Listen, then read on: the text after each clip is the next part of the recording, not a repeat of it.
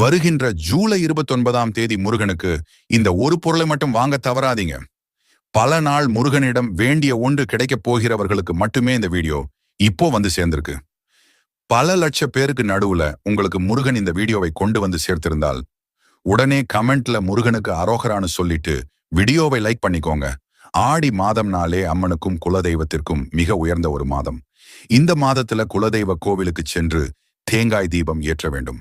அதே போல முருகனுக்காக 10 ரூபாய் கொடுத்து ஒரு தேங்காயை வாங்கி அதை உடைத்து கல்லுப்பின் மேல் வைத்து மஞ்சள் குங்குமம் சாற்றி முருகனின் மூல மந்திரமான ஓம் சரவண பவாய நமஹா என்ற மந்திரத்தை 37 முறை பௌர்ணமி அன்று இரவில் கூற வேண்டும். இதை செய்தால் குலதெய்வ அருளுடன் முருகனின் அருளும் ஒன்றாக கிடைக்கும். முக்கியமாக நீங்கள் வேண்டியது உடனே நடக்க ஒரு ரகசிய நேரத்தில் இதை செய்தால் பலன் 6 மடங்கு அதிகமாக இருக்கும்.